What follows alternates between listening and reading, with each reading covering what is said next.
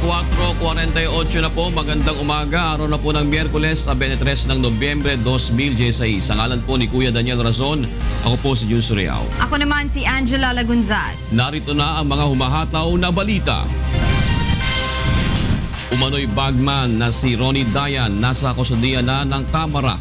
Pagtanggap ng pera mula kay S.S. Espinosa, inamin ng dating driver ni Senator De Lima. Suspected drug lord na si Kerwin Espinosa haharap sa Senate probe. Matataas na opisyal na umano'y sangkot sa illegal drug trade, inaasahang papangalanan. Ika-7 taon ng Maguindanao Massacre, ginugunita ngayong araw. Agricultural import permits pansamantalang kinansela ng Department of Agriculture dahil sa umano'y dumadaming kaso ng smuggling. At pasyenteng may serious eye condition matagumpay na naoperahan sa tulong ng UNTV Serbisyong Kasangbahay at Fatima University Medical Center. Naaresto kahapon ng Philippine National Police sa La Union si Ronnie Dayan dahil sa sinasabing pagkakasangkot nito sa illegal drug trade sa bansa. Si Dayan ay dating driver at ituturong taga-kolekta ng drug money para kay Senator Laila De Lima. Narito ang hatong na balita ni Leia Ilagan. Noong unang araw, hindi naramdaman ko na sila, na nakita ko na sila. Yung bundok kasi malaki, sobrang taas. Ang dami kong sugat na paghabulan sa kanila. Pero nahirapan din sila sa akin. Nahirapan sila ng ilang oras lang kasi sa tago, masukal yung bundok. Kaso yung lahat ng exit ng bundok kasi, minonitor namin nung nandun pa yung pinsan ko. Kaya alam ko lahat yung exit ng bundok. Kaso nasugo ako sa bukid na. Hindi ko na talaga makatakbo. Ito ang pahayag ni Ronnie Dayan ang unang iharap sa media sa Camp Crame matapos itanong kung sumuko ba ito o nahuli ng mga otoridad. Ayon kay Region 1 Director Police Chief Superintendent Gregorio Pimentel, halos 1 buwan at kalahati nilang sinurveillance si Dayan bago nahuli sa Sitio Turod, Barangay San Felipe, San Juan, La Union kahapon ng 11:55 ng umaga sa lupain ng kamag-anak nito. It's not true that Dayan was set up or arrested earlier. He was arrested 11:55 today. And his arrest is a product of 1 month and 12 days of continuous police operation.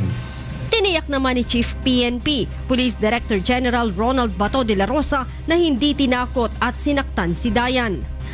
We do not exert undue duress or undue pressure upon him.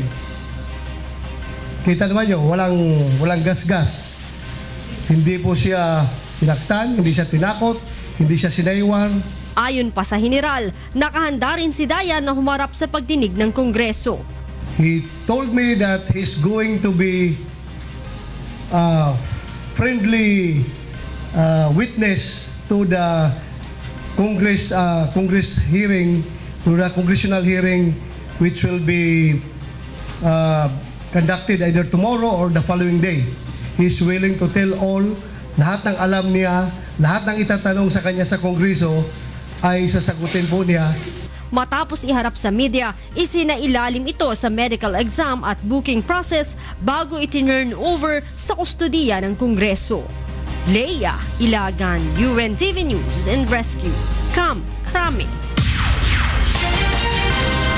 Naniniwala naman ang Department of Justice o DOJ na mas palalakasin pa ng paglutang ng dating aide ni Senator Laila De Lima na si Ronnie Dayan ang drug-related cases laban kay Senador De Lima. Narito ang hataw ng balita ni Joe Analo. Kumpiyansa ang Department of Justice na malaking tulong ang paglutang ng dating aide at sinasabing bagman na si Ronnie Dayan upang umusad ang mga kaso laban kay Senator Laila De Lima kaugnay ng umano'y operasyon ng iligal na droga sa New Bilibid Prison. Sa isang mensahe, sinabi ni Justice Secretary Vitaliano Aguirre III na sa pamamagitan ni Dayan ay mabibigyang linaw ang mga akusasyong ipinupukol kay De Lima. Kabilang narito ang umano'y pagtanggap ng milyong-milyong halaga ng pera mula sa mga drug lord para sa kanyang election campaign. Pagkakataon na rin aniya ito ni Dayan upang isiwalat ang katotohanan at linisin ang kanyang pangalan sa isyu ng drug trade sa Bilibid.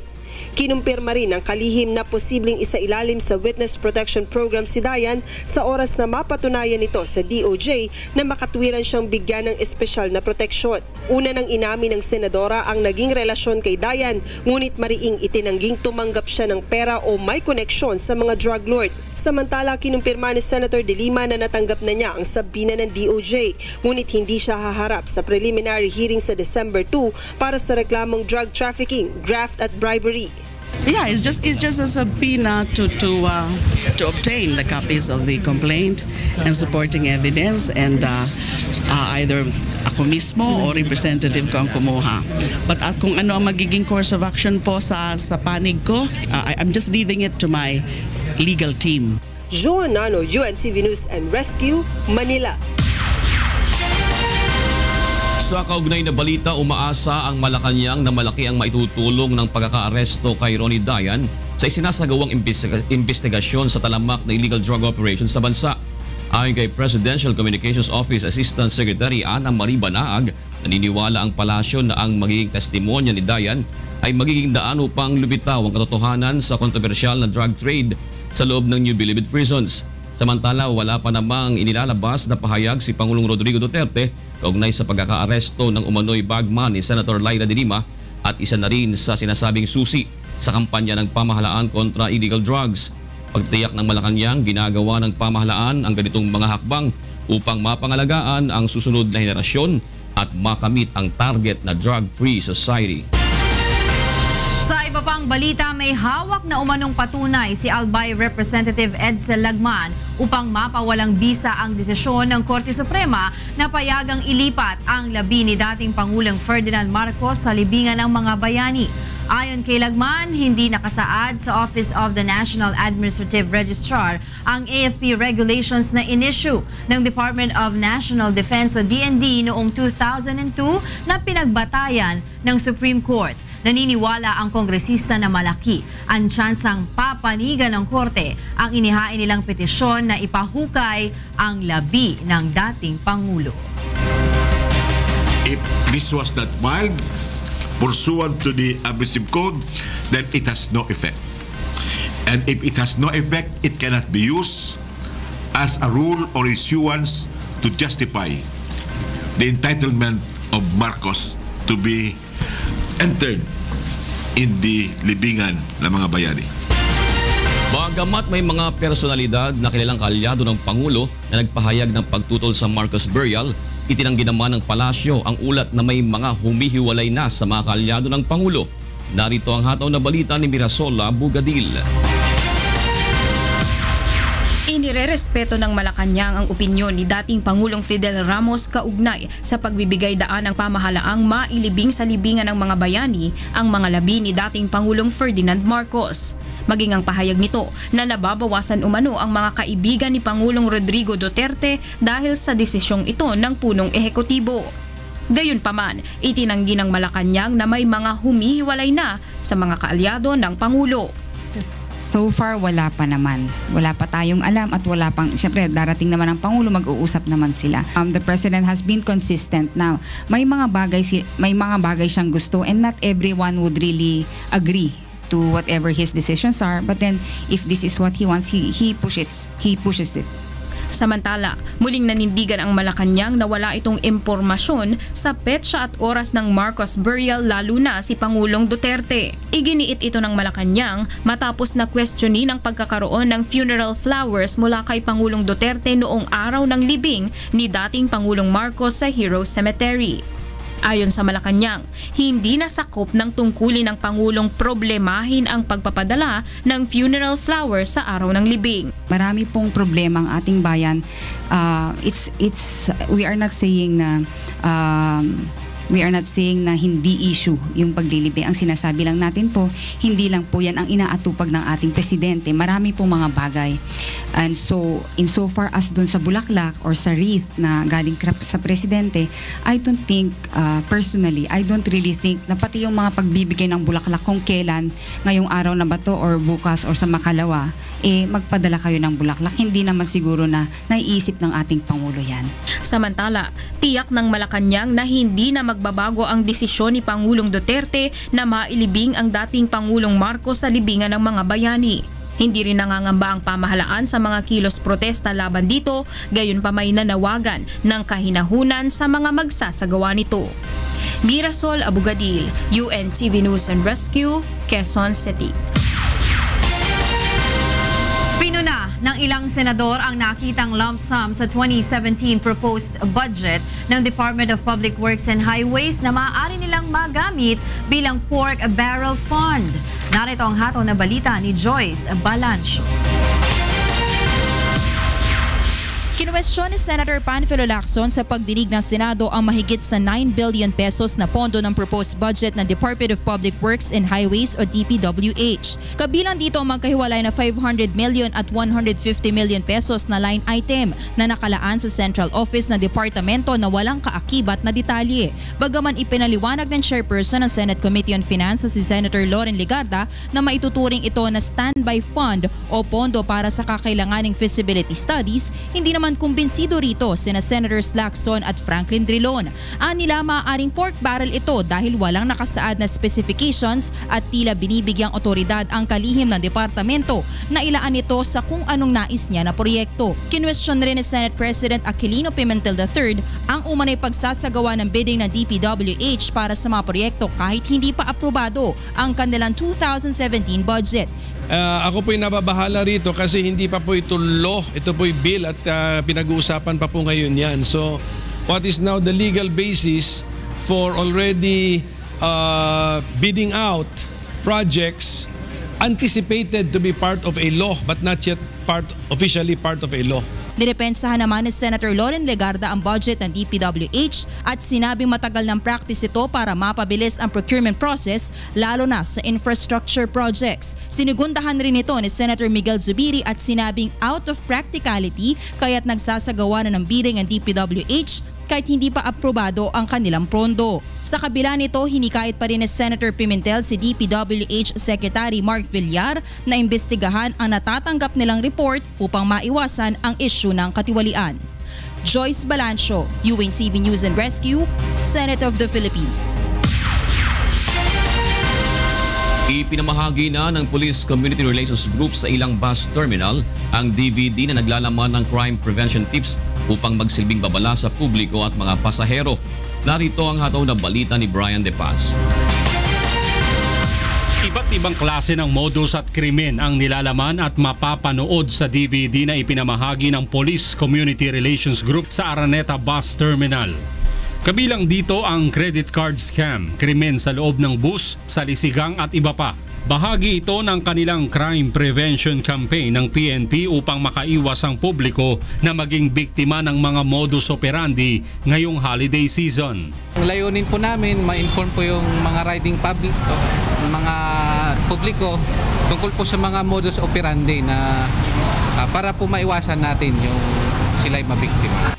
Pinanood na kanina sa isang bus sa Araneta Center Terminal ang nasabing DVD Crime Prevention Tips. Maganda yan sir kaya para makita ng mga tao na paano nila yung mga ginagawa ng mga masasama. Minsan kasi ang mga mandurokot nasabay sila sa kadamihan ng mga tao. Para maging masanda sila at alam nila ang gagawin. Ganda talaga yan para malalahanan po yung mga pasahero natin para sa pagbiyahe nila kahit saan sila pupunta maka-remind sila. Nasa 300 DVD ang naipamahaging. Nakapaloob rin sa nasabing DVD ang accomplishment ng PCRG sa Project Double Barrel.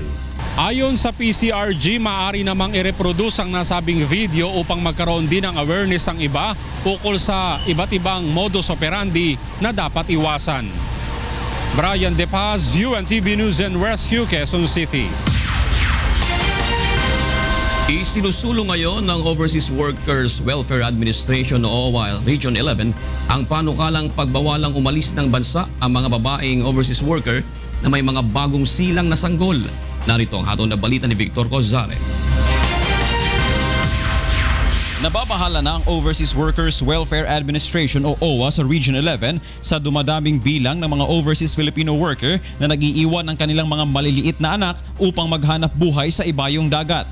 Kaugnay nito, iminungkahi ng ahensya sa Kongreso na pag-aralan ang pagbuo ng batas na magbabawal sa mga babaeng OFW na umalis ng bansa kung meron silang mga bagong silang na sanggol. Ang gusto natin pagtuunan ng pansin, may polisiya ba tayo na to prevent yung mga nanay na lumabas, lalo-lalo na kapapanganak pa lang. Kasi experience namin sa OWA, yung mga nagpe-departure orientation, minsan isang buwan pa lang nanganganak, iiwanan na yung mga bata.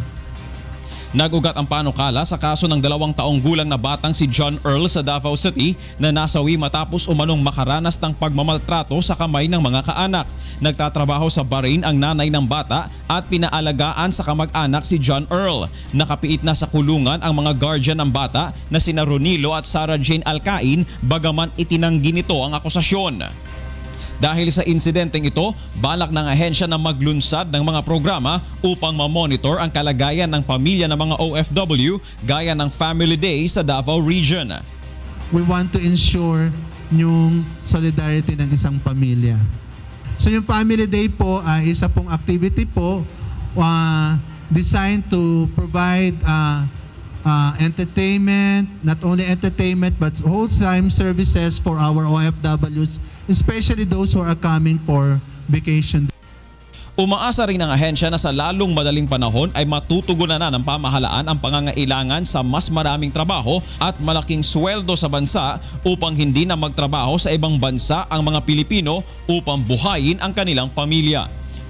Victor Cosare, UNTV News and Rescue, Davao City.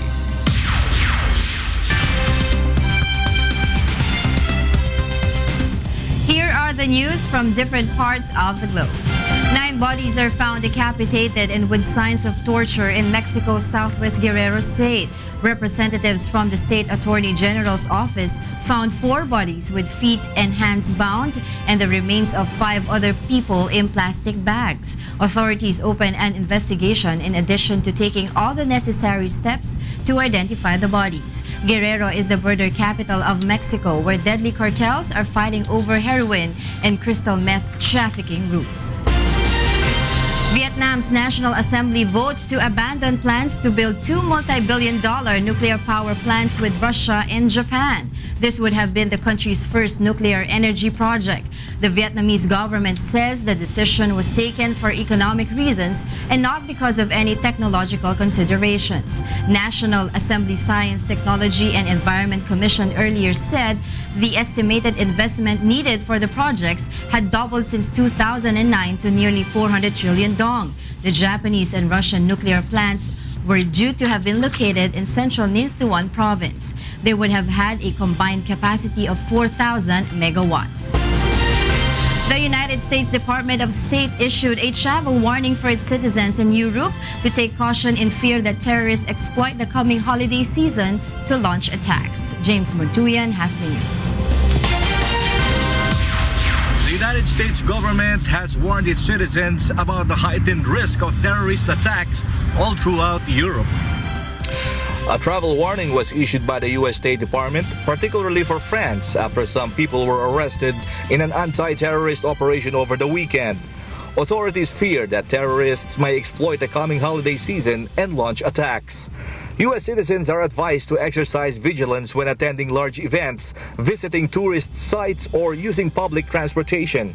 The U.S. State Department added that last year, Al-Qaeda and ISIS had executed the same attacks in France, and there is credible evidence today that the same might happen.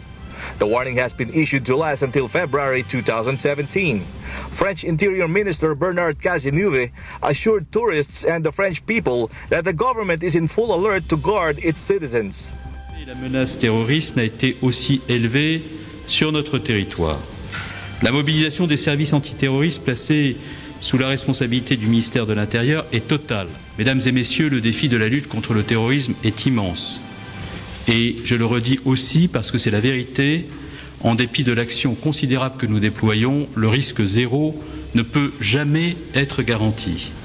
Et ceux qui le garantissent mentent aux Français. Mais dans ma responsabilité de ministre de l'Intérieur, en coordination étroite avec la justice, je le redis à nos compatriotes, tout est mis en œuvre à chaque minute, à chaque instant, pour prévenir cette menace terroriste et protéger les Français. In case of possible attacks, U.S. citizens are reminded to follow instructions from local authorities, monitor media and local information sources, and factor updated information into personal activities and plans. James Bontillion, UNTV News and Rescue, USA. Those are the news from around the world this morning. At ready na po ang ating mga kasama, kompleto. Sina Atty. G, Bet at Jocas sa Radio La Verdad 350. Huntahan na po. Good morning. Morning. Good morning. June Angel. Welcome Yes. back, Atty. G. Yeah, thank you. May ganon. Ano ba yung tawa ni Atty. G? Parang sumama ako sa pag-aresto kahapon. Sabi ko na nga, meron niluluto pa natin pag nawawala ka. Nagka-arthritis din ako kahapon. Kumain din siya ng sitaw. Yun, sobrang dami ng sitaw na nakain ko. Mamaya, abangan natin. Alas 9. Alas 9. Tsaka hinahanap ni Prof. George yung mga manok. Andun! Parang dalawa lang daw. dalawang po yung napabalita, di ba? Nasa paligid ng kubo. Parang ang sarap-sarap doon sa kubong yun. Parang malamig doon, no? Parang napaka-peaceful. Medyo ilang buwan ba siya nawala? No? Matagal din. Hindi, mula nang July pa lang daw, hindi na nakikita ng magulang eh. Mula nang nanalo si President Digong, wala na. May 9, May 10, mga May 10. Doon na medyo, they made themselves scarce already. Yung mga nasasangkot. Ako, yan, alamin natin yan dahil na ang UNTV nakatutok talaga sa mga pangyayari yan ngayon at saka yung bukas, yung pangyayari din sa House of Representatives sa officially pagpipresenta sa kanya ng sa House hearing. At narito mga dapat abangan sa ikalawang paghataw ng mga balita. Dating driver at umano'y bagman ni Senator Leila de Lima na si Ronnie Dayan umaming tumanggap ng pera mula kay Kerwin Espinosa. Suspected drug lord na si Kerwin Espinosa nakatakdang humarap sa pagdinig ng Senado ngayong araw. Ilang matataas na opisyal ng pamahalaan na umano'y sangkot sa illegal drug trade inaasahang papangalanan. Ika-7 taon ng Maguindanao Massacre ginugunita ngayong araw. Agricultural import permits pansamantalang kinansela ng Department of Agriculture dahil sa dumadaming kaso ng smuggling. At pasyenteng may serious eye condition matagumpay na naoperahan sa tulong ng UNTV Serbisyong Kasangbahay at Fatima University Medical Center. At yan po mga dapat abangan sa ikalawang paghataw ng mga balita. Ako po si Atty. George Erwin Garcia. Ako si Beth Santiago. At ako naman si Jose Castigidor Jr. Balik sa dyan, Kuya June at Angel. Maraming salamat, Atty. G. At yan pong unang paghataw ng mga balita ngayong araw po ng Miyerkules, 23 ng Nobyembre, 2016. La la la la.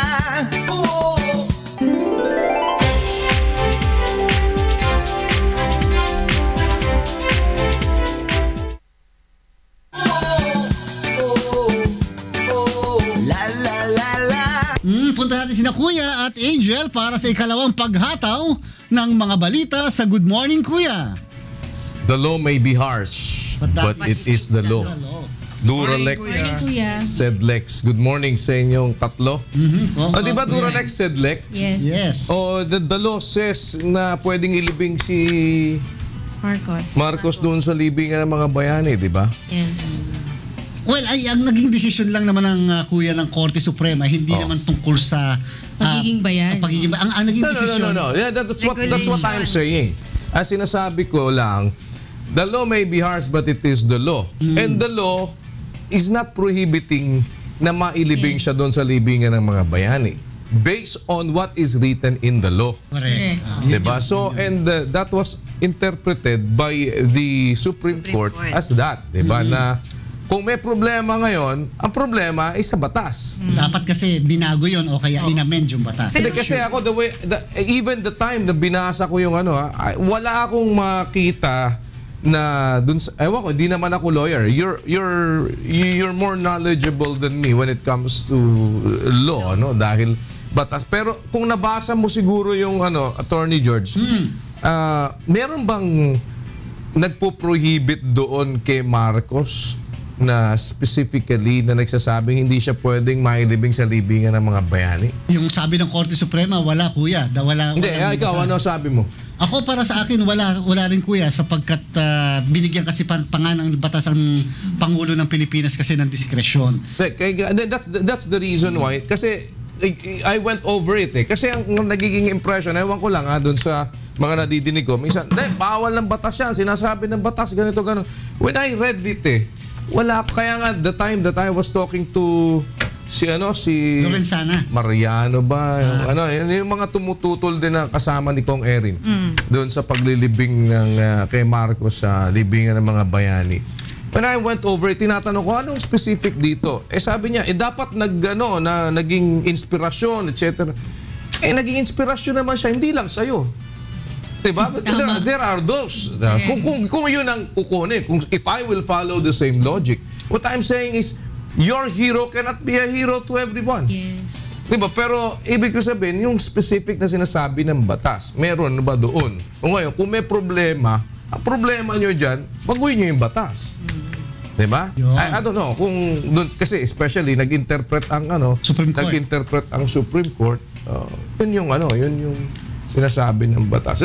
Kaya ko lang nabanggit when it comes dun sa sinasabi ng batas. So, nagsalita ang Supreme Court. Ang Supreme Court ang taga-interpret ng batas. So, yun ngayon ang siguro dapat na pagwelgahan yung kasi kung ikaw yung presidente, may nakita kang diskresyon na pwede mong gamitin. Lawyer din naman si Presidente Digong. Diba? Gagamitin niya. Now, ang huling na lang, para wala tayong pagtatalo, sige, sino ba pwede mag-interpret niyan? Sino ba may karapatan mag-interpreta niyan? Supreme Court. Kaya bandang huli talaga, diba, kahit nung pa kuya sinasabi, yung paglilibing na yan, ang Supreme Court may final say dyan. At nagsalita ang Supreme Court ngayon, yun lang yung what is legal, maaaring legal, pero yung propriety, ayun, yun na medyo, ngayon yun na naging issue, yung question na... No, okay. Let's go and talk about propriety. What is propriety? Delikadesa. At yung sinasabi nila na may MR pa daw kasi yung mga petitioners. Pero ano ba ang desisyon? Executory? Final and executory? Hindi pa, kuya. Hindi pa. Hindi pa final and executory yung desisyon. But may nagpo-prohibit ba na gawin nila? Technically speaking, kuya, diba, sabi ng Supreme Court spokesperson, wala. Kasi ako, ang aking posisyon dyan, kuya, dahil nga sa na-dissolve yung TRO nung desisyon na ng Korte Suprema, automatically pwede na ma-implement anytime. Yung propriety lang, nasabi nga, dapat hintayin na lang sana ma-desisyonan yung MR, yun ay personal na desisyon. Hindi na yun yung legal. But what I am saying is, anong magpo-prohibit sa sinasabi ng batas? Kasi kung ikaw man yung tao, di ba parang matagal mo na ang gustong gawin yun So, 27 years. Napipigilan ka lang ng mga bagay na legal na humahadlang. Di ba? Nawala na yung bagay na yun. Nawala yung pumahadlang na legal. Di ba? Paano mo sasabihin sa akin na may krimen kung walang batas na nagbabawal? Diba? There is no crime when there is no law punishing it. Is there any law that punishes yung ginawa nila? Ako, I'm not for anyone.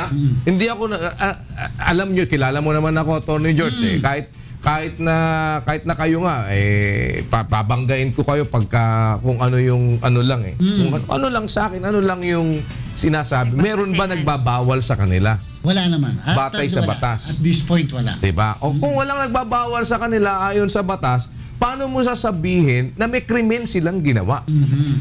Pero ngayon, titignan natin, kuya, kasi may sinasabi si Representative Edson Lagman. I don't know kung narinig to ni Attorney G. Yung daw pinagbasihan na guidelines supposedly ng AFP ng Supreme Court ay hindi pala binding because hindi naman nila nilagay sa National Registrar. So, ibig sabihin, baliwala yung supposedly na provision na pinagbasihan ng Supreme Court. Kasi parang ang dating kinakailangan hindi lang pinapublish, kung hindi parang pinaparegister, lalo na sa may UP registrar kasi yung mga law, yung mga general instructions, etc. pinaparegister doon. Tatanungin kita, Attorney George, who makes the law? Yung Congress. Who interprets it? Ang Supreme Court. That's the point eh. Even if you are the one who made the law, sabihin mo na ganito, hindi yan ang interpretasyon ng nag-i-interpret, ay baguhin mo yung batas na ginawa mo.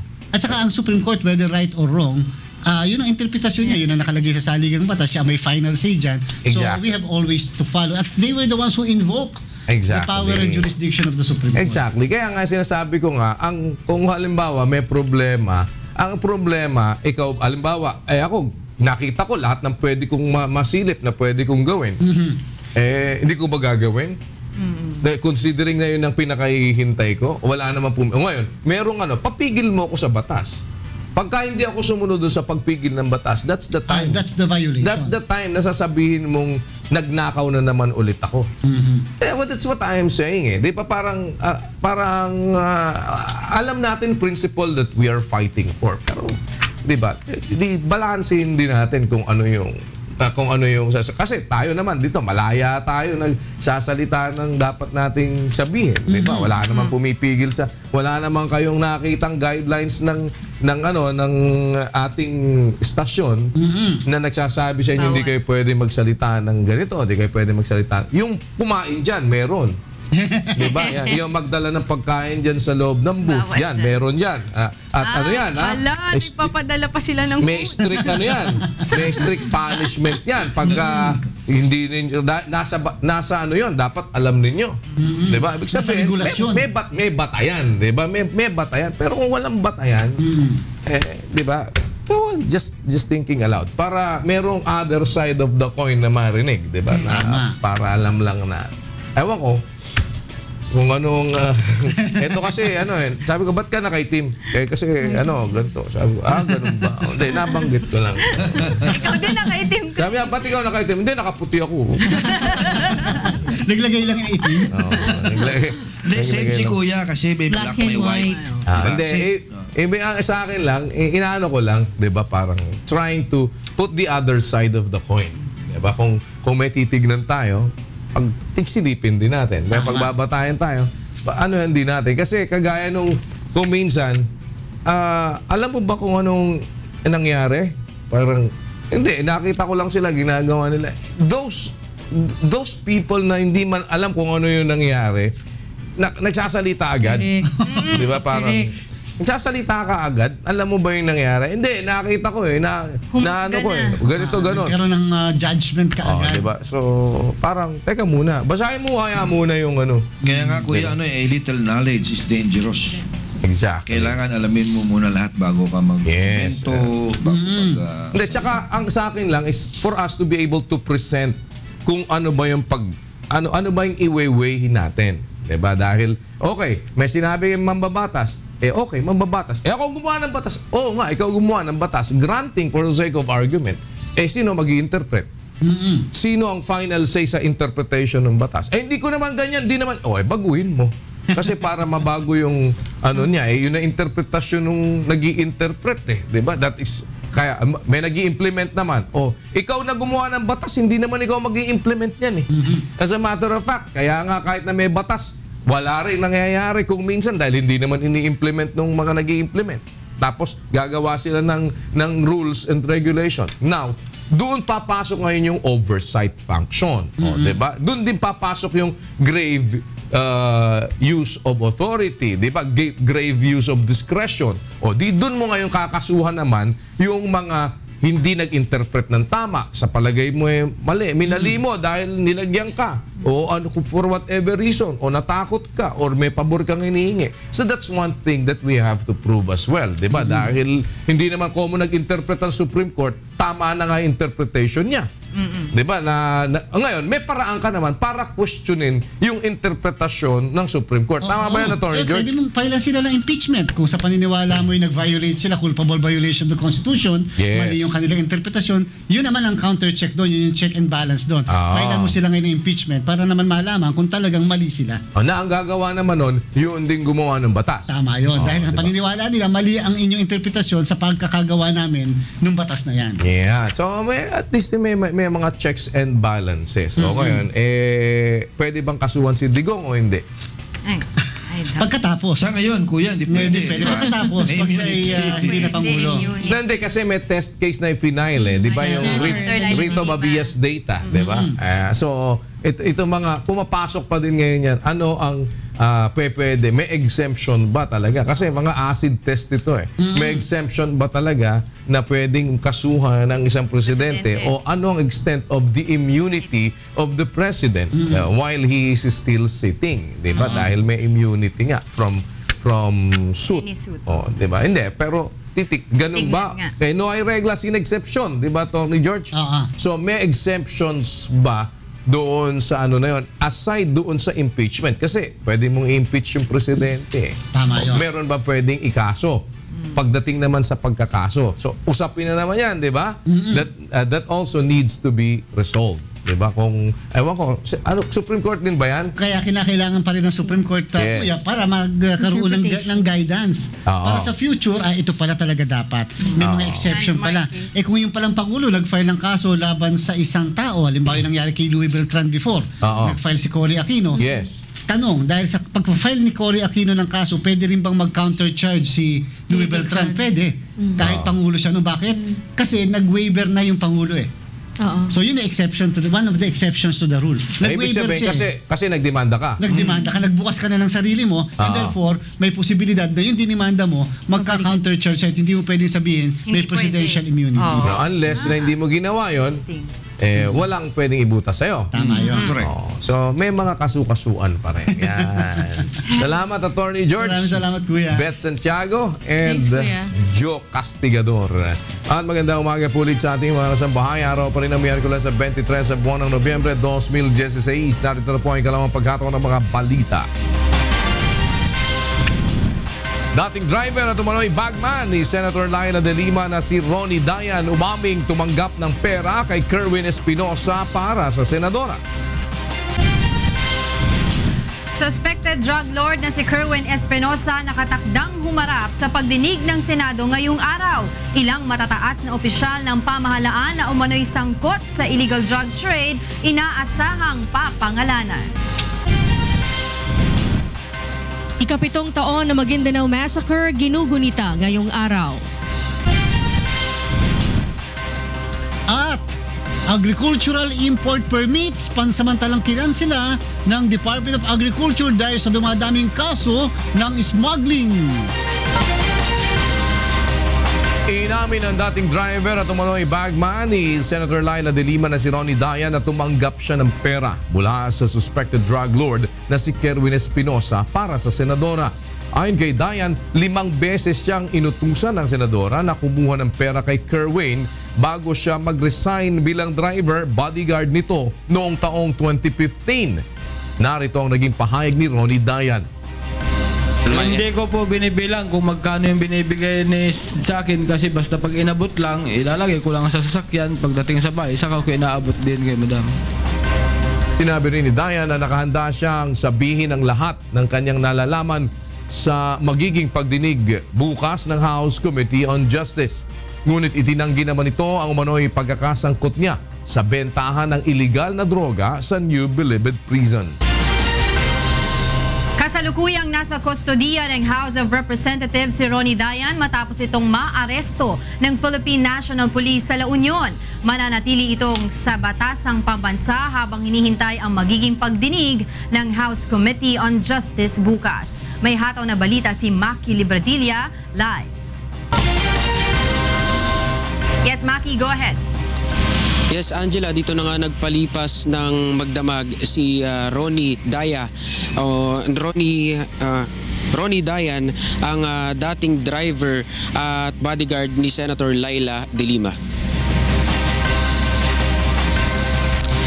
Matapos maaresto sa La Union at sumailalim sa medical examination at booking process, inilipat kagabi ng PNP ang kustodiya nito sa House Surgeon at Arms.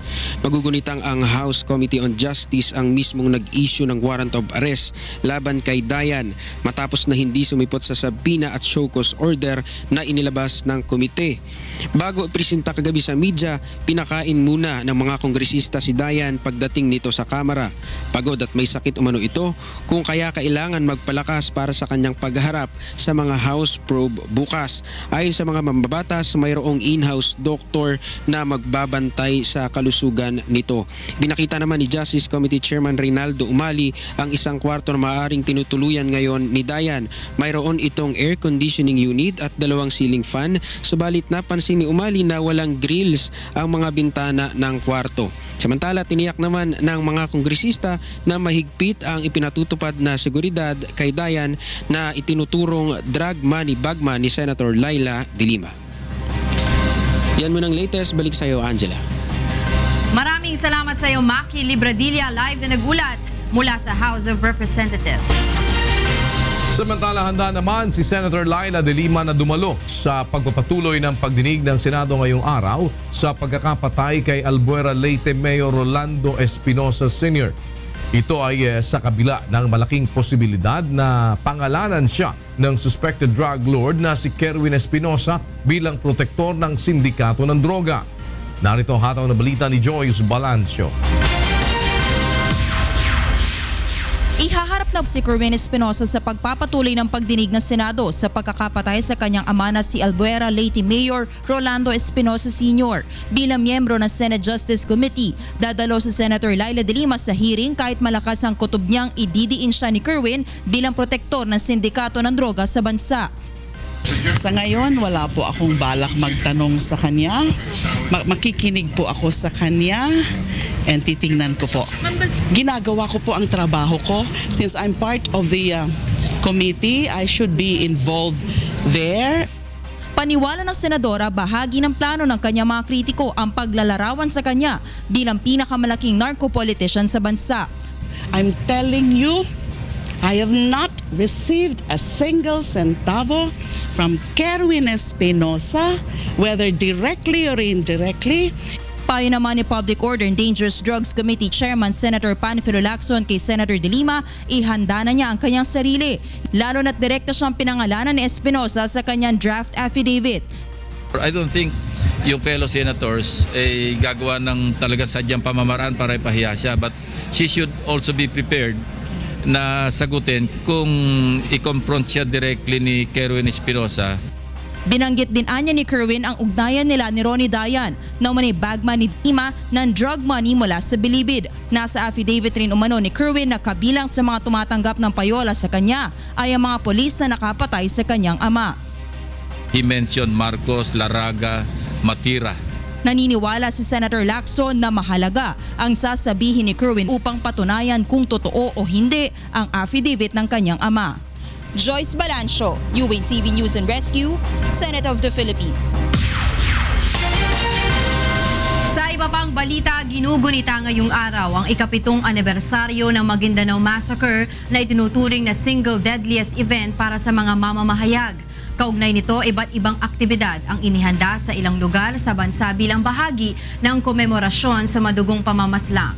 Kabilang narito ang isang programang inihanda ng National Union of Journalists sa Mendiola, Manila. Matatandaang November 23, 2009 nang tambangan sa bayan ng Ampatuan sa probinsya ng Maguindanao ang 58 tao na kasama sa convoy ng asawa ng noon ay alkalde pa na si Esmael Toto Magundadatu. Patungo sana sa Sheriff Aguac ang mga ito upang ipasa ang Certificate of Candidacy ni Magundadatu para sa pagkagobernador. Kabilang sa mga nasawi ang 34 na mga mamamahayag. 4 sa mga ito ay ang ating mga kasamahan na sa UNTV na sina Victor Nunez, Macmac Ariola, Jolito Evardo at Daniel Chamzon. 7 taon na ang nakaraan, ngunit hanggang sa kasalukuyan ay wala pa rin nahahatulan sa halos 200 sospek sa krimen kasama ang tinuturong mastermind na si Andal Ampatuan Sr. na pumanaw na noong nakaraang taon.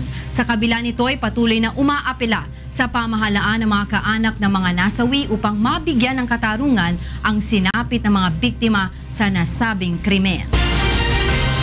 Pansamantala namang kinansela ng Department of Agriculture ang lahat ng mga import permit para sa karne at iba pang agricultural products upang hindi na makalusot ang recycling sa mga permit at masugpo ang paglaganap ng smuggling. Narito ang hataw na balita ni Ray Pelayo. Ipinarecall ng Department of Agriculture ang nasa 1,700 agricultural import permits matapos napag-alaman ng DA na talamak ang ginagawang recycling sa paggamit nito sa pag-aangkat ng mga produkto. Obligadong pumunta ang mga importer sa tanggapan ng DA upang isauli ang permit. Bumuo rin ng task force ang kagawaran upang suriin ang mga permit at kapag napatunayang authentic ang mga ito ay agad namang bibigyan ng bagong permit ang mga importer. Ilan sa mga inaangkat sa bansa ay mga karne ng manok at baboy, gayon din ang bawang at sibuyas. May hawak na permit, legal, no? Pero kapag hindi sinita, hindi papakita yung permit. Itatago, no? And then the moment na sinita, ipapakita. So kapag hindi sinita, etong import permit na ito magagamit for another importation. Natuklasan din ng kagawaran ang ginagawang technical smuggling sa importasyon ng mga lamang loob ng mga hayop o tinatawag na offal. Idinideklara ng ibang importer na mga good meat ang offal upang makaiwas sa malaking taripa. Sa halip na 30% na taripa sa imported na good meat, ay 5% na taripa lamang ang binabayaran dahil sa pandaraya at pagdedeklara na ito ay offal. We will consider the cancellation of the special tariff for offals and impose a uniform 35% tariff for all meat products imported into the country. Ipinare-review din ng kagawaran ang lahat ng pinanggagalingan ng poultry product upang matiyak na hindi ito kontaminado ng sakit gaya ng bird flu. Ray Pilayo, UNTV News and Rescue, Quezon City. Bumuo na ng grupo ang Subic Bay Metropolitan Authority o SBMA para imbestigahan ang issue ng pagpasok sa bansa ng umanay 4,900 metric tons na steel bar na ipinuslit sa bansa galing China. Ito ang sinasabing dahilan ng pagpaslang kay Deputy Customs Commissioner Arturo Lachica. Kasama sa investigasyon ay kung sino ang nasa likod ng shipment ng steel bars na naharang ng Subic Bureau of Customs matapos mapag-alamang substandard at hindi aprobado ng Department of Trade and Industry. Aalamin din kung may kaugnayan ito sa pagbatay kay Deputy Customs Commissioner Arturo Lachica. Isa ang issue sa mga iniimbestigahan ng BOC Internal Administration bago siya pinaslang noong November 17. Kumpiyansa ang mga kongresistang miyembro ng Magnificent Eight sa Kamara na may sapat silang bilang para harangin ang panukalang pagbuhay sa death penalty. Ayon kay Albay Representative Edsel Lagman, bukod sa 20% lang aniya ang conviction rate sa Pilipinas, hindi pa rin maayos ang justice system ng bansa para magpataw ng parusang bitay. Minamadali man ng lower house ang pagpasa nito, marami pa rin mga kaalyado ng Pangulo na tutol sa panukalang ito. Pakinggan natin ang bahagi ng pahayag ni Representative Edsel Lagman. And there are, I think, 14 members who were also part of the 13th Congress when this was abolished. And 4 of them are still, 12 of them are still steadfast in supporting the non-reimposition. And there are 26 members of the House who are related to those members who voted for the abolition of the death penalty. Hinalakay na ng AFP at US Pacific Command ang mga isasagawang joint military activity sa Camp Aguinaldo kahapon. Ngunit hindi inihayag ng mga ito kung babawasan na nga ba o tuluyan ng ihihinto ang pagsasagawa ng war game sa pagitan ng Pilipinas at Estados Unidos gaya ng una nang ipinahayag ni Pangulong Rodrigo Duterte. Narito ang hataw na balita ni Mirasol Abogadil. isinagawa kahapon sa headquarters ng Armed Forces of the Philippines ang taunang Mutual Defense Board and Security Engagement Board sa pagitan ng United States at Philippine military. Dinaluhan ito ni United States Pacific Command Chief Admiral Harry Harris at AFP Chief of Staff General Ricardo Visaya. They were joined and supported by various standing committees and participating agencies of both governments. Sa naturang pagpupulong, pinag-usapan ng mga joint activity na isasagawa para sa susunod na taon tulad ng Balikatan Exercises, Philippine-US Amphibious Landing Exercises o PHIBLEX at ang Cooperation Afloat Readiness and Training o CARAT. Ang tatlong ito ang pangunahing war game sa pagitan ng Pilipinas at Estados Unidos. Bagamat walang inilabas na detalye ang magkabilang panig sa napagkasundo ang military activities para sa susunod na taon, kapwa naman tiniyak ng AFP at US Pacific Command ang pagpapatuloy ng matatag na ugnayan sa pagitan ng dalawang bansa. We look forward to continued close cooperation in areas central to both our national and security interests, including humanitarian assistance and disaster relief, counterterrorism, cybersecurity, and maritime security. Sinabi rin ng tagapagsalita ng AFP na si Brigadier General Restituto Padilla na napag-usapan sa pagpupulong ang tungkol sa Enhanced Defense Cooperation Agreement o EDCA. Inaasahan namang maglalabas ng guidelines ang Mutual Defense Board and Security Engagement Board kung babawasan na nga ba ang joint military training sa bansa. Matatanda ang sinabi ni Pangulong Rodrigo Duterte na ihihinto na ang PHUS military drill sa bansa, ngunit magpapatuloy ang diplomatic relations sa Amerika. Mirasol Abugadil, UNTV News and Rescue, Quezon City. Wala pang malinaw na pahayag ang Chinese government kaugnay ng panukalang ideklarang marine sanctuary ang Panatag Shoal Lagoon. Narito ang hatol na balita ni Leslie Longbowen. Sa sidelines ng Asia-Pacific Economic Cooperation o APEC Summit sa Lima, Peru noong linggo, inihayag ng ilang miyembro ng gabinete ni Pangulong Rodrigo Duterte ang pagnanais nitong maglabas ng executive order upang ideklarang marine sanctuary ang lagoon ng Panatag Shoal o Bajo de Masinloc sa West Philippine Sea. Layo nitong proteksyonan ng spawning ground o lugar kung saan nangingitlog ang maraming isda sa Panatag Shoal. Ngunit pinahihintulutan pa rin ang pangingisda sa paligid nito. It is our position not to have fishing activities inside the triangle. Parang triangle kasi yung Scarborough. At the bottom, dito sa kanan na leg, dito sa corner, right corner, is the opening. And in fact, if I may tell you now, we are coming out. The President has decided to declare that as a sanctuary. That is a unilateral action from government. Kaugnay nito, sinabi ni Presidential Communications Secretary Martin Andanar na nagpahayag ng positibong pananaw dito si Chinese President Xi Jinping nang magkausap sila ni Pangulong Duterte. Ngunit nang tanungin sa isang press conference, tumanggi ang Chinese Foreign Ministry na magbigay ng direktang pahayag kung susuportahan ang naturang unilateral declaration. Bagkus ay muling binigyang diin ang kasunduan ng China at Pilipinas na mapabuti pa ang relasyon sa pagitan ng dalawang bansa. 中方也就菲律宾渔民赴黄岩岛附近的相关海域捕鱼，本着友好情谊做出了妥善的安排，让中国对黄岩岛主权和管辖权没有也不会发生变化。 我们希望中菲双方能够继续加强对话合作，使南海问题成为促进双方友谊与合作的积极因素。 Taong 2012 nang simulang harangin ng Chinese Coast Guard ang mga Pilipinong mangingisda at pagbawalang makapamalakaya sa Panatag Shoal.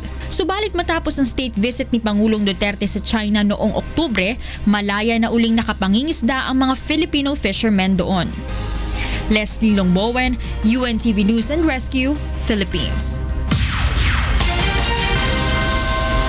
Tinalakay na ng Korte Suprema ang petisyon upang patawan ng contempt ang pamilya Marcos at ilang opisyal ng Department of National Defense at Armed Forces of the Philippines. Kaugnay ito ng biglaan at umunoy patagong libing ng dating Pangulong Ferdinand Marcos sa libingan ng mga bayani noong Biyernes. Ngunit matapos ang en banc session kahapon, nagpasya ang mga maestrado na ipagpaliban ang kanilang desisyon sa issue. Narito ang bahagi ng pahayag ng tagapagsalita ng Korte Suprema na si Atty. Chodorte. The court took it up, but we decided to take it up again next week.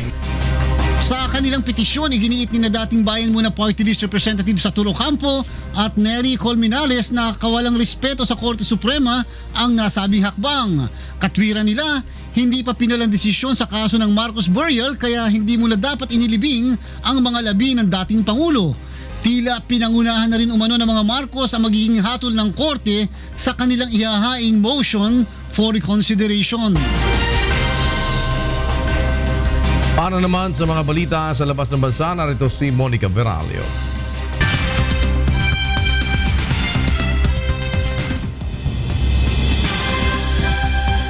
Hi Kuya, good morning. Here are the news from different parts of the world. The driver of a school bus that crashed and killed 5 students in Chattanooga, Tennessee, is now in police custody. 24-year-old John Tony Walker faces 5 counts of vehicular homicide, reckless endangerment, and reckless driving charges. Police say the bus was carrying 37 students and was traveling about a mile from Woodmore Elementary School Monday afternoon when it veered off a road, flipped onto its side, and smashed into a tree. Investigation into the cause of the deadly accident is underway.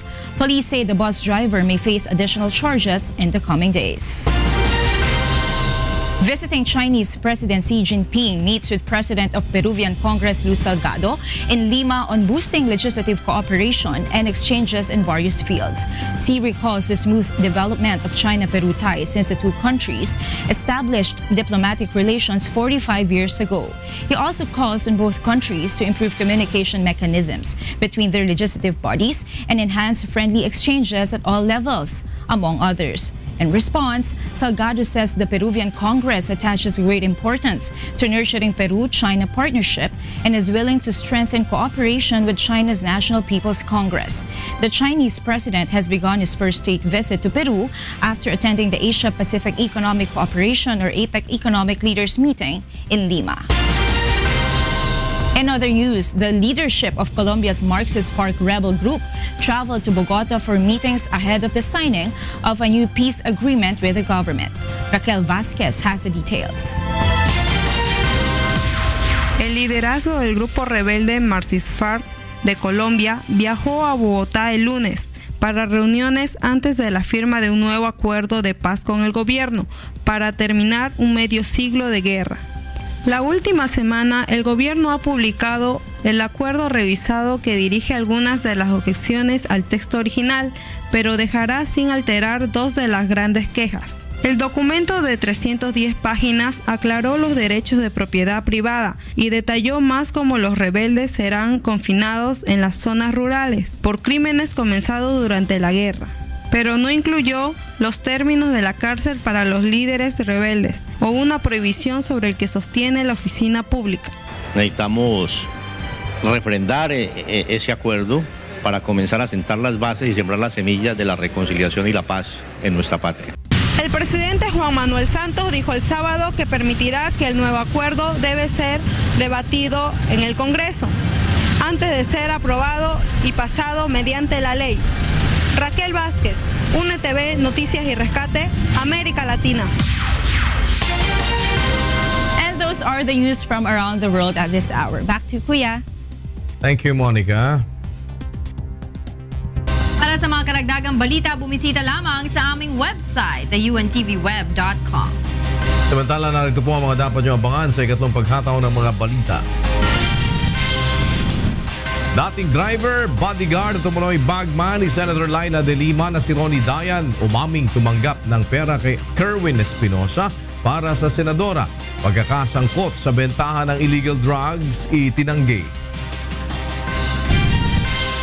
Ronnie Dayan nakahandang humarap at sabihin ang nalalaman sa pagdinig ng House Committee on Justice bukas. Mabilis na emergency response kasunod ng malakas na lindol sa Japan, tiniyak ni Prime Minister Shinzo Abe. At Pasyenteng mayroong serious eye condition, matagumpay na naoperahan sa tulong ng UNTV, Serbisyong Kasambahay at Fatima University Medical Center. Salamat tayo sa mga dyan, galing mga tao dyan sa Japan. Amoy Japan ka pa ko. For the accommodation. Sakto, pag the following day, meron namang lindol. 7.3. Medyo mabigat-bigat yung... Ilang araw ka kuya sa Japan? 5 days. Ay, walang pasyal-pasyal. Ha? Walang pasyal-pasyal. Paano ka na ganun? Hindi naman. Ayan talaga. Work. Pumunta nga ako ng Taiwan eh. Nakita ko lang, punta ako ng Taiwan, airport, saka hotel. Dami ko nang napuntahang lugar. Pero kadalasan airport, hotel. Hotel, airport. Masama loob. Gano'n. Pero nakapunta ako sa Saan? Sa Tokyo. Wow. Nakakain naman ako sa Tokyo ng ng ramen. Parang nakapag-Tokyo na yun authentic talaga. Yung sa gilid-gilid ba? Nakapag-Tokyo na rin ako kuya. Tokyo. Sa Makati. Doon ako, Little Tokyo. Hindi, doon ako nadali ng norovirus dati. Saan? Doon? Sa Japan. Pero masarap yung nila, yung ramen nila. Yung sa gilid-gilid lang na ganyan. Yun yung authentic talaga. Yung mga street food nila. Pasalubong. Kwento-kwento. Yan ang isang pinagbabawal ngayon ng batas. Pero na lumabas na Republic Act. Talaga? Kanino sa'yo? Republic Act ba? Republic Act na nagbabawal sa pagpapasalubong. Diba? Talaga. Kasi pagka ang hirap. Pag marami kasi yung papasalubong. May makalimutan ka, magtatampo pa. Wala nang pasalubong lahat. Bali pag ako pinasalubungan yun ni Ate Arlene ko, hindi ko sasabihin sa iba. Selfish. Parang may ganun. Hindi, isang dyan sa Tokyo, nakita ko yung nila. Meron palang sila dyan. Yung kuya? Tindahan ng mga pagpunta mo, andun lahat yung mga DIY. Oo, yung meron kasi dito, di ba yung meron din dito yung mga Japan store ganun. Hindi, pero yung sa kanila andun yung yung kanilang Tokyo Hands kung tawagin nila. So, hindi ka na magpuputol, hindi ka na andun na lahat. Bibili ka na lang ng ito, kailangan ko to, may bubuy na kailangan ko to. Parang hardware siya. Pero parang naka-assemble na yung mga kailangan. Hindi nakasihiwalay nga eh. Hiwalay nga. Ikaw nga mag-assemble. Oo nga. Sabi ko nga. Sabi, bibili mo, ikaw lang magbubuo. Parang doon kompleto sila ng... Doon nga lang ako nakakita, doon na ako nakabili ng magnet. Tagal ko na naghahanap ng magnet dito, wala akong makakita. Magnet dito? Wala? Wala akong makakita eh. Yung magnet na mga bilog-bilog na maliit. Yung mga ganyan, parang mga ganyan-ganyan na magnet. Wala pala dito. Ginagamit sa mga pang clip-clip na ganyan. Tsaka pati mga pambutas-butas. Yun, doon ako nakakita. Kaya yun ang nabili ko, magnet. All the way from Japan. Oo, may magnet. Isang pandikit-dikit box galing Japan. Pandikit. Hindi naman, ganun lang. Magnet lang. Yan po, ikaw lang pagkano ng balita ngayong umagang ito. Araw ng Miyerkules, 23 na Nobyembre 2016. Babalik pa po ang Good Morning Kuya.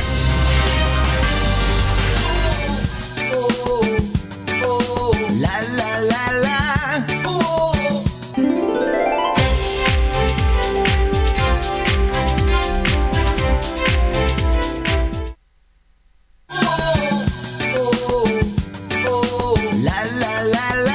Punta natin sina Kuya at Monica para sa ikatlong paghataw ng mga balita. Salamat Attorney G, Beth Santiago at Manong Jocas. Magandang araw po. Araw ng Miyerkules, November 23, 2016. Sabayan tayo napapakinggan sa Radyo La Verdad 1350 ang UNTV Radio. At live pa rin tayo napapanood sa aming Facebook account at sa ating untvweb.com via live streaming para sa UNTV po ang pwede nyong gamitin ang ating UNTV mobile application. Pwede po yan sa iOS at sa Android. Libre ho yan, wala pong bayad. Narito na ang mga umahataw na balita. Dating driver at bodyguard at umano'y bagman ni Senator Laila de Lima na si Ronnie Dayan umaming tumanggap ng pera kay Sherwin Espinosa para sa senadora. Pagkakasangkot sa bentahan ng illegal drugs, itinanggi. Ronnie Dayan nakahandang humarap at sabihin ang nalalaman sa pagdinig ng House Committee on Justice bukas. Mabilis na emergency response kasunod ng malakas na lindol sa Japan, tiniyak ni Prime Minister Shinzo Abe. At pasyenteng mayroong serious eye condition, matagumpay na naoperahan sa tulong ng UNTV Serbisyong Kasambahay at Fatima University Medical Center. Sa detalye ng mga balita, inamin ang dating driver at umano'y bagman ni Senator Laila de Lima na si Ronnie Dayan na tumanggap siya ng pera kay Kerwin Espinosa para sa senadora.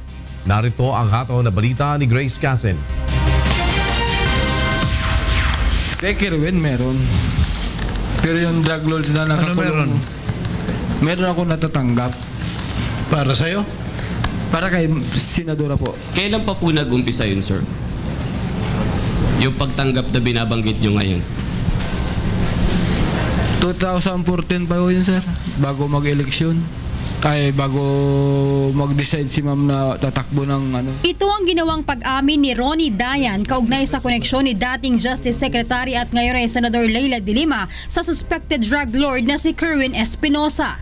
Ayon sa itinuturong illegal drug money bagman ni de Lima, 5 beses siyang inutusan ng senadora na kumuha ng pera kay Kerwin bago siya mag-resign bilang driver bodyguard noong 2015. Hindi ko po binibilang kung magkano yung binibigay ni sa akin kasi basta pag inabot lang, ilalagay ko lang sa sasakyan pagdating sa bahay, saka ko inaabot din kay madam. Kinumpirma din ito na sa kasagsagan ng akusasyon sa kanya ay tinangka niyang kontakin ng senadora upang humingi ng tulong. Actually, pinatiks ko sa anak ko na humingi ka ng financial kasi alos din ako makakain.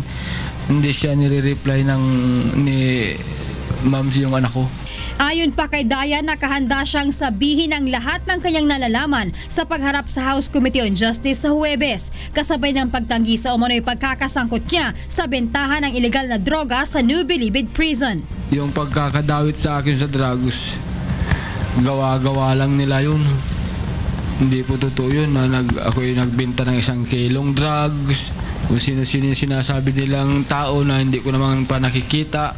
Samantala, inamin din itong nagkaroon sila ng relasyon ng dating kalihim mula 2007 hanggang 2015. Nagli-live-in po ba kayo noong 7 years na may relasyon kayo? Sa isang bahay lang ba kayo nakatira? Yes, ma'am. Sa huli, nagbigay naman ng mensahe si Dayan para sa senadora. Pagkatatag siya, labanan niya yung binabato sa kanya.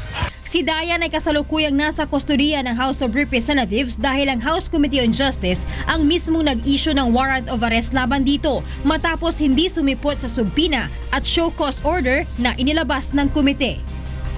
Grace Casin, UNTV News and Rescue, House of Representatives.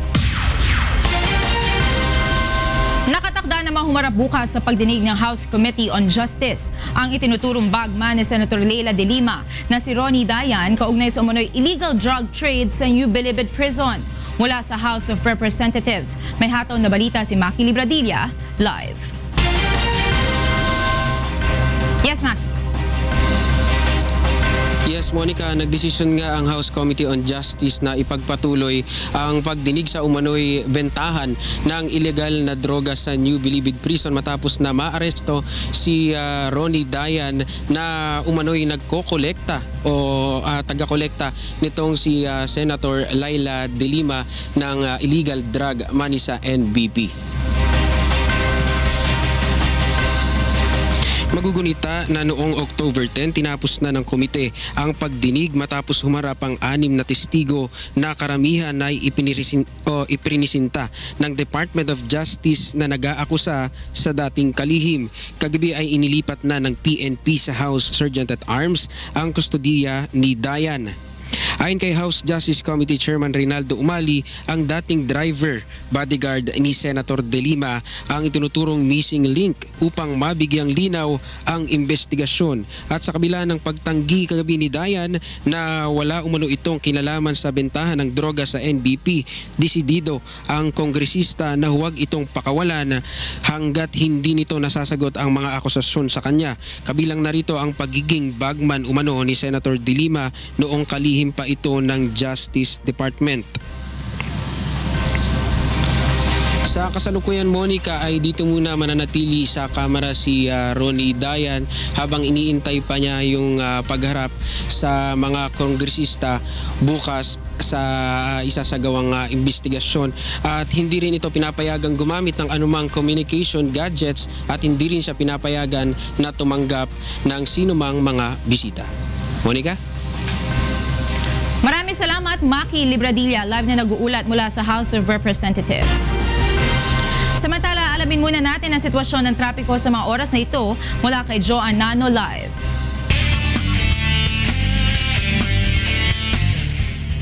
Yes, Joan, magandang umaga. Yes, magandang umaga sa iyo, Monica. Magandang umaga sa lahat ng ating mga kasambahay at magandang umaga din kay Kuya Daniel. At sa mga kababayan natin na maglalakbay ngayong Wednesday morning, ay kung ikukumpara nga natin kahapon, Monica, ay medyo bahagyang mas maganda ang sitwasyon ng trapiko sa mga oras na ito. Dahil kung kahapon mula pa lamang sa may North Avenue hanggang dito sa may EDSA Quezon Avenue ay talagang mabigat na ang sitwasyon ng traffic. Pero ngayong umaga ay kung mapapansin natin ay medyo maluwag at tuloy-tuloy pa ang daloy ng mga sasakyan. Alamin natin ang lagay ng trapiko. Unahin po natin itong sa may EDSA southbound sa mga magmumula po ng Balintawak. Kung kayo po ay patungo dito o kung kayo po ay manggagaling dyan sa may North Avenue, ay maluwag pa po ang sitwasyon ng traffic sa mga oras na ito. Magsisimula lamang pong mag-build up ang moderate traffic habang kayo po ay approaching dito sa may EDSA Quezon Avenue. Gayun din po, asahan na rin ng ating mga motorista ang mabigat na daloy ng mga sasakyan. Pagsapit nyo po dyan sa may bahagi ng Kamuning, tuloy-tuloy na po ang moderate to heavy traffic hanggang dyan po sa may area ng Santolan. Bahagya lamang pong mararamdaman ang maluwag na daloy ng mga sasakyan pagdating nyo po dito sa may area ng Ortigas Avenue, subalit muli pong bibigat ang daloy ng mga sasakyan pagdating nyo po ng Shaw Boulevard. Moderate traffic naman po ang mararanasan ng ating mga motorista at mga commuter dito po sa may bahagi ng Reliance hanggang kayo po ay makarating ng Kalayaan Estrella.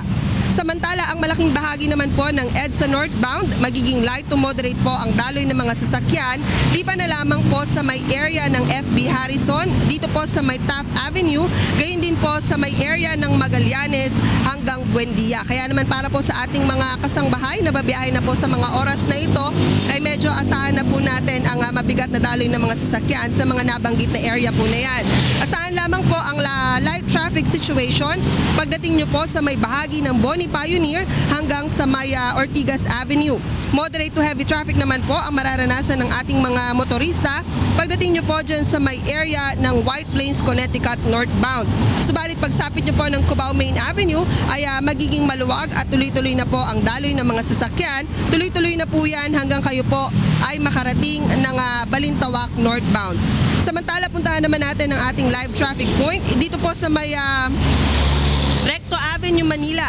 Makikita nyo po sa inyong mga television screen sa mga manggagaling po ng Divisoria sa mga oras na ito ay wala pong masyadong magiging problema ang ating mga motorista dahil maluwag at tuloy-tuloy po ang daloy ng mga sasakyan. Gayun din po, light traffic naman ang aasahan din po ng ating mga commuter para naman po sa mga dumaraan sa kabilang bahagi ng kalsada, yung pong mga papunta sa may area ng Legarda. Monica, nais nga nating ipaalam sa lahat ng ating mga motorista na batay nga sa naging suhestyon ni Quezon Representative Danilo Suarez ay sa ngayon pinag-aaralan nga ng Metropolitan Manila Development Authority ang pagpapatupad ng 3-digit coding system. So sa ilalim nitong sistema na ito, instead of 2 number coding lang ang itatalaga sa isang araw, ay gagawing 3.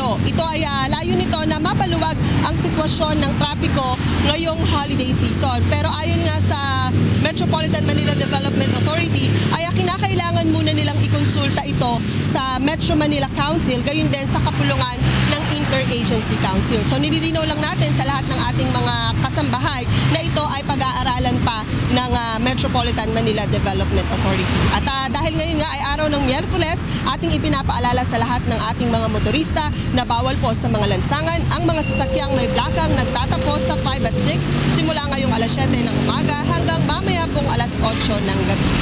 At yan muna ang ating gabay sa kalsada ngayong umaga. Balik sa iyo, Monica. Maraming salamat, Joanna, live na nag-uulat mula sa Quezon City. Alamin naman natin ang magiging lagay ng panahon mula kay Ray Pelayo na nasa atin pong UNTV Weather Center.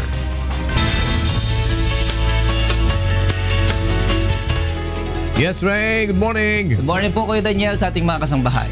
Ano ang bago sa ulat ng panahon? Yes, Kuya, meron po tayong isang low pressure area po ngayon na binabantayan ng Pag-asa. Ito po ay nasa distance ng 730 km sa may silangan po yan ng hinatuan na Surigao del Sur. Malaki ang tsansa, Kuya, na ito po ay maging isang bagyo. Papangalanan po itong Marce.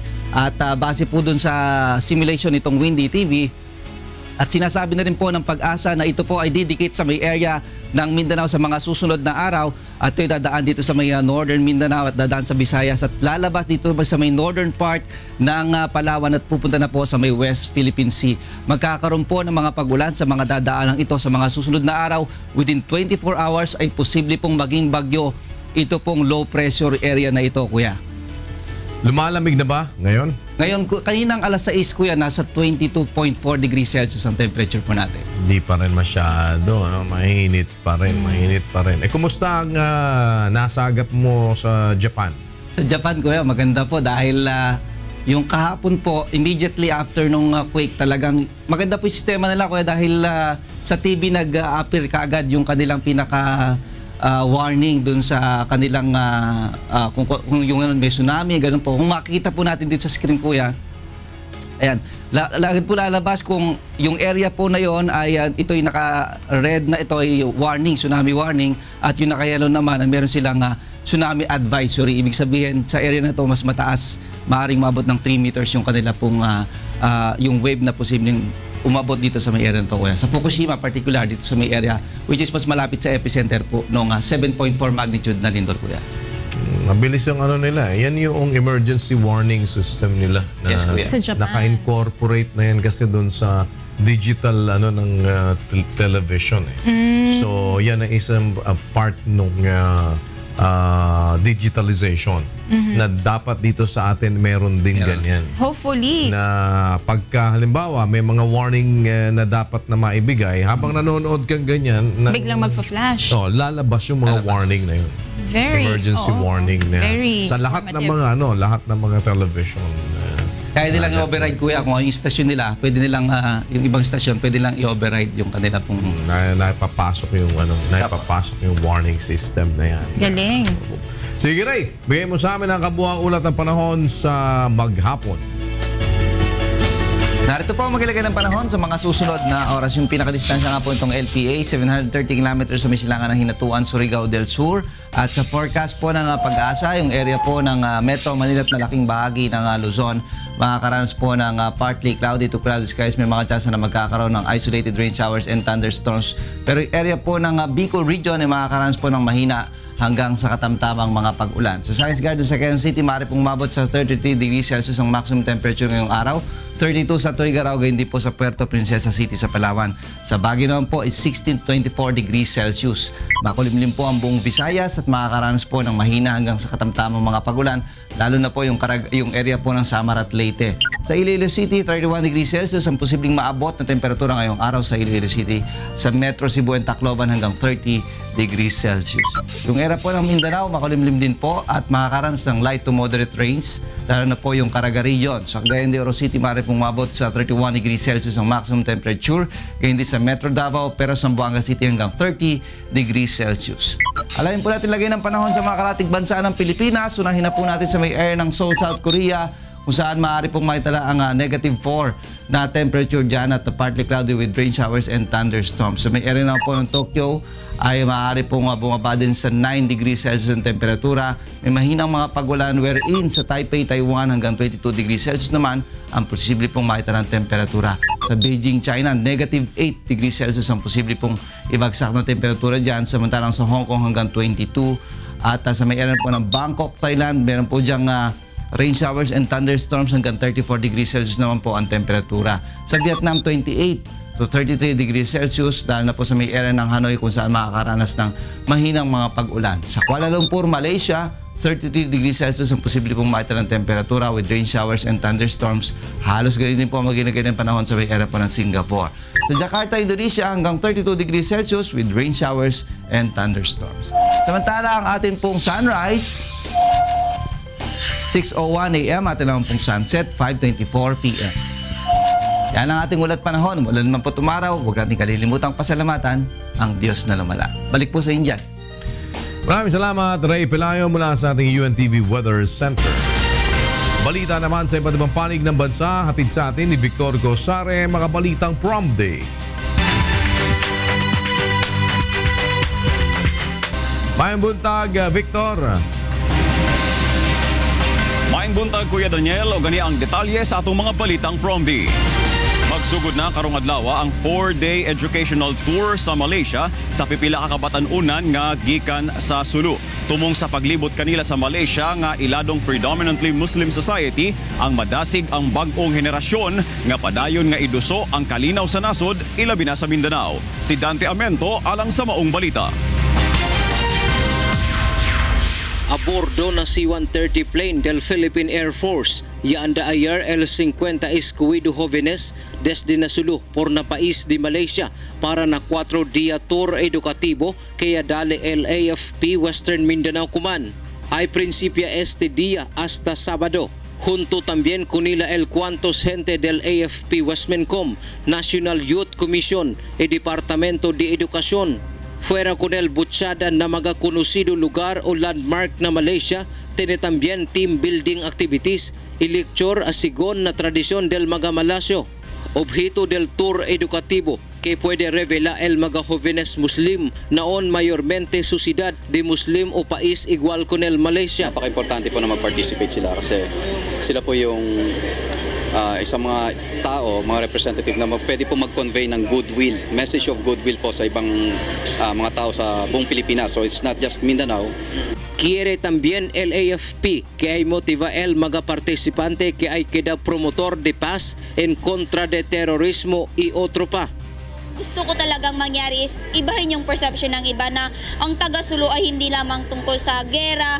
Meron din po kaming kapayapaan doon na which is ngayon ay parang unti-unti na pong nababago kasi exciting po at nag-expect po kami na malaman kung ano nga ba talaga yung pinagkaiba ng dito sa amin sa Pilipinas, sa atin sa Pilipinas, lalo dun sa Sulu, saka yung taga Malaysia. Na ayuda del mga jóvenes, ta esperanza que tiene positivo cambio particularmente na Sulu na mga tiempo que ay llega.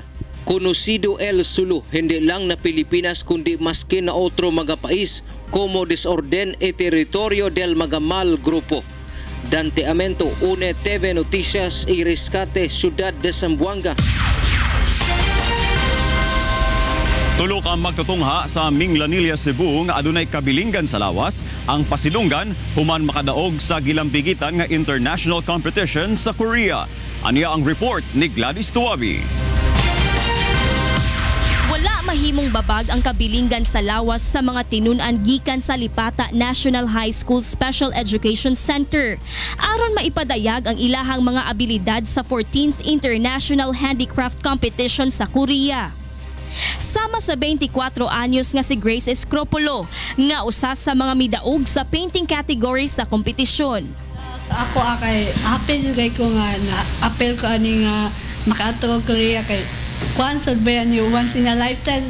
Gikatakdang muadto sa Korea si Grace kuyog ang uban pang mga midaog nga tinunan. Sa ika-24 sa Nobyembre aron dawaton ang pasidungog. Human sa pasidungog isuroy sab sila sa SPED Center sa Korea aron mapakita ang nagalain-laing programa para sa mga kabatan-unang naay kabilinggan sa lawas. Whether you are normal or whatever status you have, you will be provided with adequate services. Everyone should have a chance. No child shall be left we had. Ang pagbiyahe sa mga tinunan paingon sa Korea gipaluyuhan sa Philippine-Korean Educational and Exchange Corporation o Busan Air.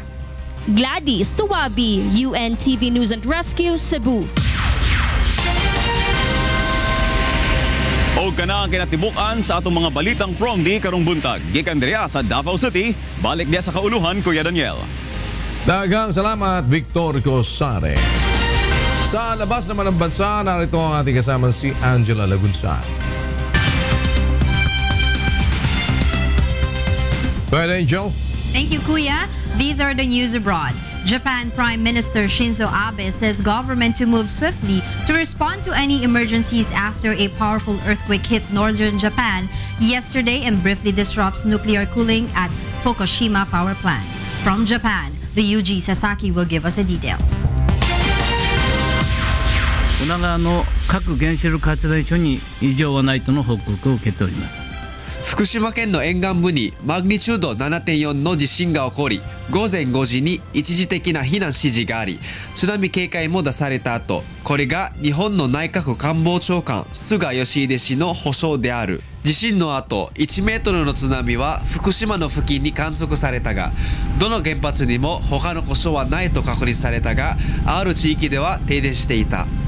また東京電力は地震の影響で自動的に一時停止した福島第二原発3号機の使用済み燃料プールの冷却装置を再開したと述べた。日本では2基の原子炉しか稼働していなく、両方とも国の南西部に位置している。停止する場合でも使用済み燃料を冷ますように原発は冷却装置システムを必要としている。その間、安倍総理大臣は政府はどんな緊急事態でも速やかに対応すると保証している。津波避難に関する情報提供を適時的確に行うこと、早急に被害状況を把握すること、災害応急対策に全力で取り組むことについて指示いたしました。自治体とも緊密に連携し、政府一体となって安全確保を第一に災害への対応に全力で取り組んでまいります。2011年3月11日の地震、震度9は日本においても最も強い地震である。それが原因で起きた大津波は四半期以前のチェルノブイリ以降、世界最悪な核危機になった。リュウジ・ササキ UNTV ニュース&レスキュー日本。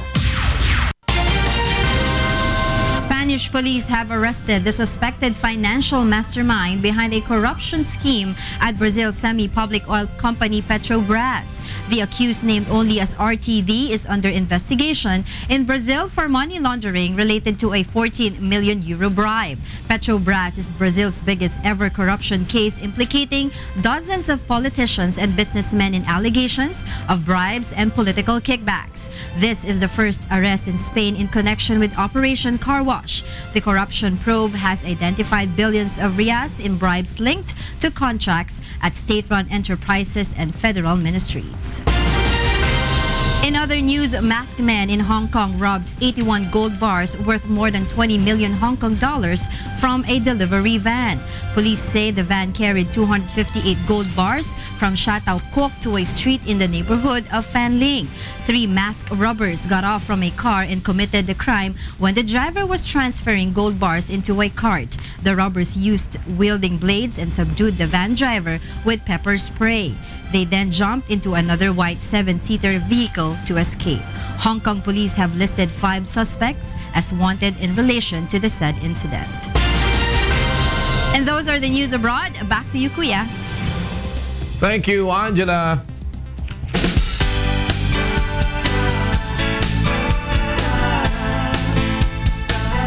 Alamin muna natin ang update sa ating libreng sakay.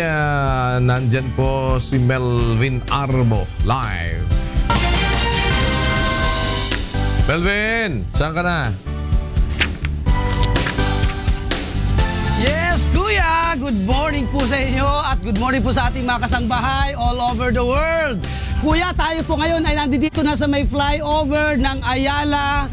Tayo po ay papunta na ng EDSA northbound, na kung saan tayo po ay nakapagsakay na ng total of 180 passengers na po, kuya. Mula pa yan kanina sa Monumento, papunta po tayo ng Baclaran Coastal at Baclaran Coastal hanggang dito sa ating kinalulugaran ngayon. Tayo po ay magbababa po dito sa may bandang Buendia MRT at inaasahan po natin makakapagsakay pa rin po tayo ng mga pasaherong ating mapaglilingkuran, kuya, hanggang dyan sa Monumento area po uli. Pabalik na po tayo, EDSA northbound na po tayo. Kaya sa ating mga kasangbahay na papunta po ng Monumento, abang-abang na po tayo sa mga pick-up points along EDSA dahil ang inyo pong libre sakay bus ay nandito na po sa may bandang Buendia MRT Station. Tayo po ay going northbound na po. Ayan.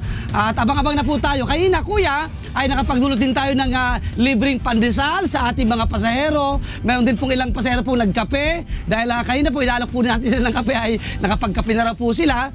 At meron din po tayo syempre libreng Bible kanina ng pinamigay at meron din po tayong libreng wifi dito sa loob ng ating bus. Yan po ang ating mga services na ni-offer sa mga pasahero po nating na isasakay dito sa ating libreng sakay bus. At syempre ito po natin sa atin ng programang Good Morning Kuya, hosted by Kuya Daniel Rason at ng programang Ang Dating Daan ni Brother Eli Soriano. Sa kanila pong advocacy na ang paggawa ng mabuti ay hindi magbubunga ng masama. Ayan, yan muna aking update sa iyo, kuya. Balik muna po sa inyo dyan sa studio. Maraming salamat, Melvin Arbo, mula po sa ating libreng sakay bus. Isang seaman naman na mayroong serious eye condition ang matagumpay na naoperahan sa tulong ng UNTV Serbisyong Kasambahay at Fatima University Medical Center. Narito ang hataw na balita ni Leslie Longbowen. Noong Oktubre, lumapit ang 42 anyos na si Marino Alcala sa programang Serbisyong Kasambahay upang humingi ng tulong sa pagpapagamot sa kanyang mata. Si Mang Marino ay isang seaman at naaksidente sa barko habang nagtatrabaho. Aksidente po ako, nagro-rubing pa ako sa engine room, tapos nasabugan po ng pressure gauge yung aking muka. So natamaan yung left eye ko. Inilapit naman ang kaso ni Mang Marino sa ating partner in public service, ang Fatima University Medical Center. Matapos suriin ni Dr. Vic Santos, isang ophthalmologist and retinal specialist, agad itong isinailalim sa phaco with iris reconstruction procedure. At ito pong nasa harapan niyo po, ito ang estado ng kanyang mata after na operahan na po siya sa Australia. So, ang diagnosis ay corneal laceration. Ito po ay nahiwa nung tumama sa kanya at nagkaroon ng tinatawag na iris prolapse, no? Ang ginawa po namin ay tinanggal ho namin yung kumakapal na katarata para makakita siya ng mas maliwanag at tinahi po namin itong iris para more or less magmukhang normal na mata. Makalipas ang isang buwang gamutan at check-up, halos balik na sa normal ang paningin ni Mang Marino. Before the second surgery, his visual acuity was 3/200. After the surgery, nasa 20/50 na po tayo. Sobra naman ang tuwa at pasasalamat ni Mang Marino dahil sa tulong na kanyang natanggap. Kuya Daniel, salamat po sa Serbisyong Kasangbahay. Nagpapasalamat po ako sa team ni Dr. Vic Santos sa Ophthalmologist Department sa Fatima University Medical Center.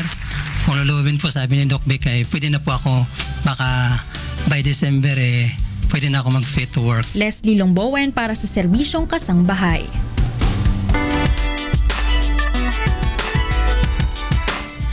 Bago pa man ipalabas ang inaabangang isang araw, ikatlong yugto na movie, nag-movie review at marathon muna ng una at ikalawang bahagi ng pelikula ang ating mga kasambahay sa Bacoor, Cavite. Alamin natin ang detalye sa hataw na balita ni Brian Evangelista.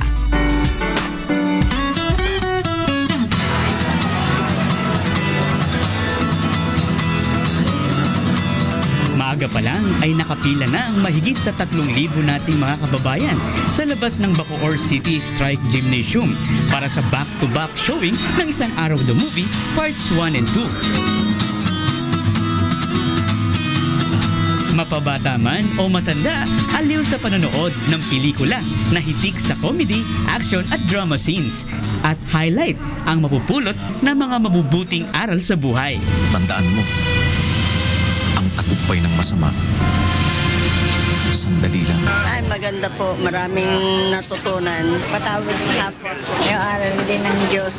Yung huwag kang gagati sa masama. Yung pagmamahal sa kapwa. Gumawa ka naman ng mabuti nang hindi pakitang tao. Kahit isang araw lang.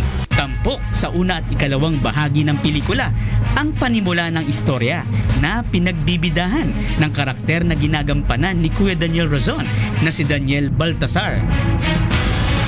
At yun ang mas dapat nating mapaghandaan, ang pagharap sa kanya. Isang araw. At sa ikatlong yugto, tiyak na kapanapanabik na ang mga susunod na kabanata dahil sa mas pinaganda at mas pinatinding mga tagpo na nalahukan pa ng mga bigatin at sikat na mga artista. Kaya huwag palalagpasin ang much-awaited na pelikula ng taon na inaasahang muling guguhit sa kasaysayan ng pelikulang Pilipino. Magbabandila ng pagtatagumpay ng kabutihan laban sa kasamaan. Brian Evangelista, UNTV News and Rescue, Bacoor, Cavite. Ready na tayo, Kuya? Ewan Sa next.